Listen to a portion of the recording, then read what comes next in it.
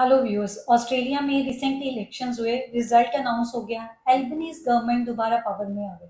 अब ये दोबारा पावर में आए हैं तो इस टाइम पे माइग्रेशन को लेके क्या आने वाले टाइम में हम चेंजेस एक्सपेक्ट कर सकते हैं। आज के वीडियो में 9 डिफरेंट पॉइंट्स की बात करूंगी, जिसमें मैं मेनली बात करने जा रही हूँ स्टडी वीजा की। उसी के साथ प्रोसेसिंग टाइम की भी आपको अपडेट दूंगी और साथ में ये भी बताऊंगी कि 1 जुलाई 2025 से जो स्किल्ड वीजा का इनकम थ्रेशोल्ड है उसमें क्या अपडेट होने जा रही है। तो वीडियो होने जा रहा है इन्फॉर्मेटिव। अगर पूरी डिटेल्ड इन्फॉर्मेशन चाहते हैं तो कृपया करके वीडियो का अंत तक देखना और इसको ज्यादा से ज्यादा उन लोग के साथ शेयर करना जो ऑस्ट्रेलिया में जाने का ड्रीम रखते हैं, ताकि उनको अपडेटेड इन्फॉर्मेशन ऑन टाइम मिले। ऐसे इंपॉर्टेंट अपडेट्स के लिए मैं चैनल को सब्सक्राइब करके वेंचुरियन फैमिली का हिस्सा बन सकते हैं और इंस्टाग्राम पे फॉलो कर सकते हैं अगर आप यही इन्फॉर्मेशन ब्रीफ में चाहते हैं।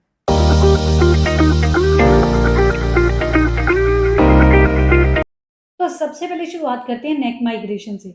इस टाइम पे अल्बनीज गवर्नमेंट का टारगेट है नेट माइग्रेशन 2,50,000 करना, जो पहले 5,10,000 थी। सो ऑलरेडी मैंने पहले भी कुछ समय पहले वीडियो बनाई थी जिसमें मैंने बताया था कि इन्होंने नेट माइग्रेशन कम करने का टारगेट रखा और उसको अचीव भी किया।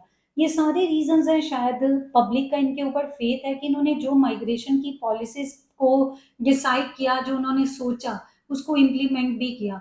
चाहे पीटर डटन बहुत ज़्यादा स्ट्रॉन्ग पॉलिसी में स्ट्रिक्टनेस लेके आ रहे थे और माइग्रेशन की अगर बात करते तो वो इससे भी कम माइग्रेशन की बात कर रहे थे। सो पीआर वालों का नंबर और ज़्यादा कम करना था, स्टडी वीज़ा वालों का नंबर और ज़्यादा कम करना था। सो ये सारे रीजंस हैं कि शायद अल्बनीज गवर्नमेंट दोबारा पावर में आ गई। अब बात करते हैं स्टडी वीज़ा की। गाइस, मीडिया सोर्सेज के अकॉर्डिंग 1600 जो अभी चल रही है स्टडी वीजा, जो सब क्लास 500 है, उसकी एप्लीकेशन फी वो बढ़ा के 2000 ऑस्ट्रेलियन डॉलर करने की बात है। नो डाउट इसकी अनाउंसमेंट अल्बनीज गवर्नमेंट ने अपने इलेक्शन कैंपेन में ऑलरेडी कर दी थी, बट अभी तक इसका जो एग्जैक्ट अपडेट वो डेफिनेटली आना है। बट ऐसी बात हो रही है कि 1 जुलाई 2025 ऑनवर्ड्स 2000 ऑस्ट्रेलियन डॉलर्स जो है वो पे करना पड़ेगा, जो पहले से $400 और बढ़ जाएगा जो भी प्रेजेंटली चल रहा है।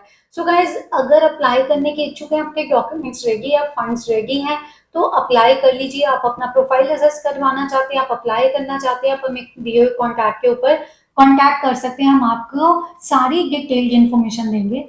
और गाइस, जिन लोगों ने अप्लाई करना है उनके लिए कुछ चीजें बहुत ज्यादा ध्यान रखने वाली हैं। स्टडी वीजा की ही भी बात कर रही हूँ। सबसे पहले कुछ नया लेजिस्लेशन आ सकता है, जो स्टूडेंट्स वहां जाकर डिग्री से ट्रेड प्रोग्राम्स में, जो वोकेशनल एजुकेशन है उसमें ट्रांसफर कर लेते, अपने प्रोग्राम्स को चेंज कर लेते हैं, तो वो हो सकता है उसको लेके नया लेजिस्लेशन आए। नो डाउट इसके ऊपर स्ट्रिक्ट मेजर्स ऑलरेडी लिए जा चुके हैं, लेकिन आने वाले टाइम में इसके और स्ट्रिक्टनेस होने की उम्मीद है। उसी के साथ जो गवर्नमेंट है ना, अगर ओवरऑल बात करें प्रोसेसिंग टाइम की, तो इस टाइम पे 28 डेज जो लग रहे हैं 50% ऑफ द टोटल एप्लीकेशंस को प्रोसेस होने में, वीजा डिसीजन आने में।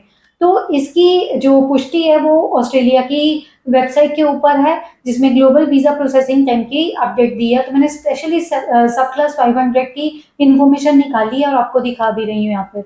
और इसमें बाकी 90% एप्लीकेशन हैं वो 7 मंथ्स में हो रही हैं। वीजा सक्सेस रेट की बात करें तो ऑलरेडी ऑस्ट्रेलिया में अगर ओवरऑल बात करें तो मेजर जो 3 कंट्रीज हैं उसमें टॉप पे चाइना आता है, दूसरे पे इंडिया आता है, तीसरे पे नेपाल आता है, जहां से मेजॉरिटी ऑफ द स्टूडेंट्स आते हैं पढ़ने के लिए। लेकिन अगर बात करें इंडिया की ही सिर्फ, तो पहले से जो वीजा एप्लीकेशन जो डिसीजन है ना, या हम कहेंगे नंबर ऑफ वीजा ग्रांट्स, वो आगे से कम हो गया है। तो सबसे ज्यादा जो मुझे लगा हिट हुआ है वो है स्टडी वीजा का। तो स्टूडेंट्स, आप प्लीज अगर पढ़ने जाते हैं वहां पे तो पढ़िए। अपना इधर उधर कॉलेजेस चेंज करने पे विश्वास मत कीजिए, प्रोग्राम चेंज करने से पहले सोचिए, और जो भी रूल्स है वहां पे उसको फॉलो जरूर कीजिए, ये आपके लिए बहुत जरूरी है। नहीं तो आप तो चले गए हैं लेकिन बाकी जो स्टूडेंट्स आते हैं उन पे बहुत इम्पैक्ट पड़ता है। तो हम हमेशा आपको यही गाइड करते हैं कि अप्रोप्रिएट वे में जिस पर्पस के लिए आप ऑस्ट्रेलिया गए हैं वहीं पे जाके उस पर्पस के अकॉर्डिंग जो आपने डिसाइड किया है उसी पे ही वर्क कीजिए। और गाइस, आपको स्क्रीन पे नजर ही आ रहा है कि इस टाइम पे इंडिया में कितना चेंज आया, कितनी गिरावट आई है नंबर ऑफ वीजा ग्रांट्स में। ये चाहे विजिटर वीजा हो, स्टूडेंट वीजा हो, स्किल्ड वीजा हो, अदर कैटेगरीज में हो, जो वीजा डिसीजन है वो नेगेटिव गए हैं कहीं ना कहीं, पहले से आई मीन टू से पहले से कम हुए हैं। तो दूसरी बात करते हैं अब किस एरिया में टारगेट करना चाहिए जब आप पढ़ने जाते हैं। इस टाइम पे जो सबसे ज़्यादा प्रायोरिटी लिस्ट में चल रहा है ना, जो एरियाज़ हैं, that is one is health, another is construction. Obviously अगर आप अप्लाई कर रहे हैं तो इन 2 एरियाज़ को प्रायोरिटाइज़ कीजिए। दूसरी एक और चीज़ आपको इम्पोर्टेंट बताऊँ कि रीजनल पे फोकस कीजिए, क्योंकि ऑस्ट्रेलिया रीजनल जो माइग्रेशन सेटिंग्स है उसका रिव्यू करने जा रहा है। हो सकता है यहाँ पर ऑस्ट्रेलिया में जो माइग्रेशन है उसको फोकस किया जाए rather then in metropolitan areas, regional area में लोग जाएं। तो रीजनल एरिया में जाएंगे ऑब्वियसली वहां पे अपॉर्चुनिटीज ज्यादा मिलेंगे। इसीलिए न्यू डामा फॉर नॉर्दर्न टेरिटरी होने जा रहा है, तो और भी काफी चेंजेस होने जा रहे हैं। तो मेरा सजेशन यही है, अगर आप लाइक वीजा सक्सेस रेट या लॉन्ग टर्म बेनिफिट देखना चाहते हो तो रीजनल एरियाज पे फोकस कर सकते हैं rather than going to only in metro cities such as Melbourne, Sydney, Brisbane हो गया। तो इनकी बजाय रीजनल एरिया पे फोकस कीजिए, आपके लिए अपॉर्चुनिटीज ज्यादा हो सकती हैं अगर लॉन्ग टर्म में पीआर वगैरह की बात की जाए। थोड़े दिन पहले एक न्यूज मीडिया में बहुत ज्यादा हाईलाइट हुई थी कि 6 स्टेट से स्टूडेंट्स को नहीं ले रहा ऑस्ट्रेलिया, जिसमें पंजाब भी आता है। लेकिन ऐसी चीज बिल्कुल नहीं है। जो ऑस्ट्रेलियन एम्बेसी न्यू दिल्ली में है, उन्होंने ये चीज क्लैरिफाई उस टाइम पे ही कर दी थी मीडिया रिलीज के द्वारा। ऐसा कुछ भी नहीं है, स्टूडेंट्स जा सकते हैं, no restriction on the basis of geography. मतलब ज्योग्राफिकल लोकेशन के ऊपर कोई भी रिस्ट्रिक्शन नहीं है, स्टूडेंट्स अप्लाई करें। हाँ, जो स्टडी वीजा की जैसे सब क्लास 500 की रिक्वायरमेंट्स हैं, जो जीएस की रिक्वायरमेंट्स है उसको फुलफिल करना मैंडेटरी है। तो ऐसे मिथ्स में, ऐसी मिसकंसेप्शन में मत पड़े, ये आपके लिए बहुत जरूरी है। अब बात करते हैं कि स्किल्ड वीजा को लेके जो चेंजेस होने जा रहे हैं। Guys, course skilled income threshold की बात करें या हम टेम्पररी जो स्किल्ड माइग्रेशन इनकम थ्रेशोल्ड की बात करें, स्पेशलिस्ट जो वीजा कैटेगरी है, स्पेशलिस्ट स्किल्ड इनकम थ्रेशोल्ड, इन सभी की बात करें ना, तो सब में इनकम थ्रेशोल्ड बढ़ने जा रहे हैं।